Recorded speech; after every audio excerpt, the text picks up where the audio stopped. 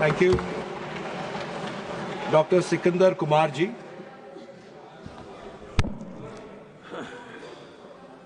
धन्यवाद सर।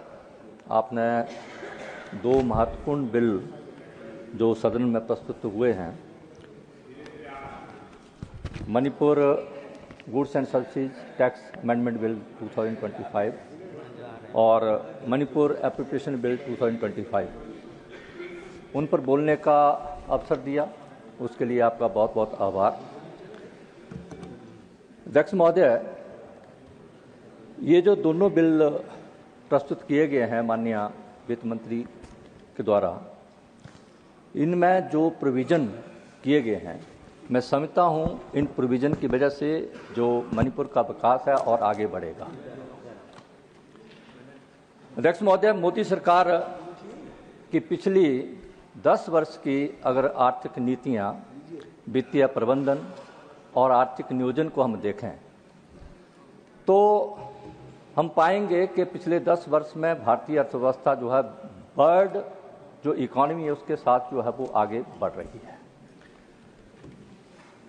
महोदय, reform, perform और ट्रांसफॉर्म के संकल्प के साथ भारतीय अर्थव्यवस्था कुछ क्षेत्रों में जो विश्व की बेहतर अर्थव्यवस्थाएं हैं उनके कंपटीशन में जहां आगे आ रही है और कुछ क्षेत्रों में वो बहुत ही जल्दी आगे आ जाएगी।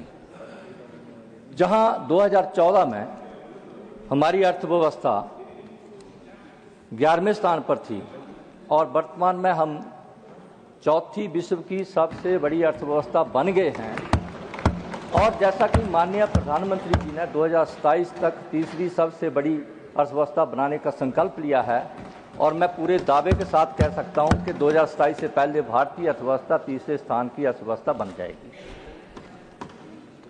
महोदय, 2021 और 24 के बीच में अगर हम भारत की विकास दर देखें तो 8% की दर से आगे बढ़ना ये बहुत बड़ी बात है और ये सामान्य बात नहीं है। प्लीज कोरोना महामारी, प्लीज वैश्विक विभिन्न चुनौतियों के बावजूद 2021 और 24 के बीच में 8% विकास दर के साथ आगे बढ़ना ये बहुत बड़ी बात है, और इसके लिए भी मैं वित्त मंत्री और आदरणीय मोदी जी को बहुत बहुत बधाई देता हूं। आज भारत ग्लोबल ग्रोथ रेट में जहां 15% की कंट्रीब्यूशन कर रहा है, और एक IMF के आंकड़े के अनुसार 2028 तक भारत जो है वो अकेले 18% जो है ग्लोबल ग्रोथ रेट में कंट्रीब्यूट करेगा। उसके लिए भी मैं बहुत बहुत माननीय वित्त मंत्री जी को बधाई देना चाहता हूं।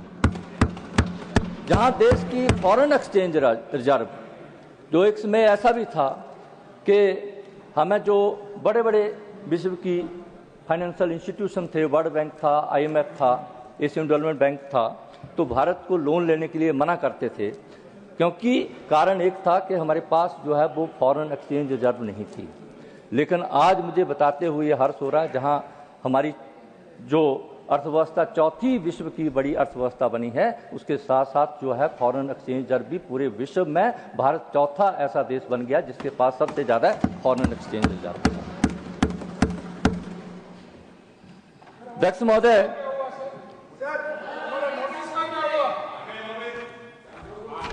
मणिपुर पे भी मैं बोल रहा हूँ। No cross talk please, no cross talk please continue. जहां तक मणिपुर के लिए जो एप्लीकेशन बिल लाया है, the Manipur application bill is concern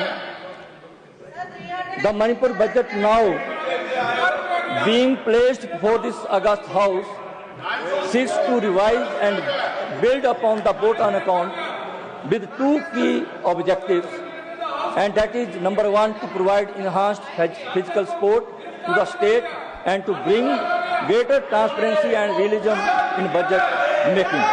Further, an additional allocation of ₹2,898 crores for Manipur from Government of India is being factored in this budget.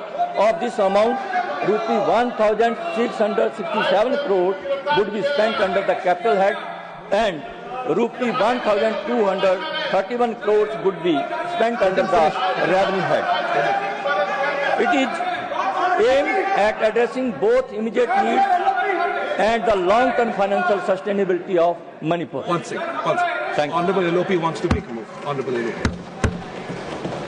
ले जाता हूँ बोल के पुलिस स्टेशन ले गए। ये शर्मनाक लोग। धन्यवाद। आज आप सभी को मालूम है कि हम इलेक्शन कमीशन के पास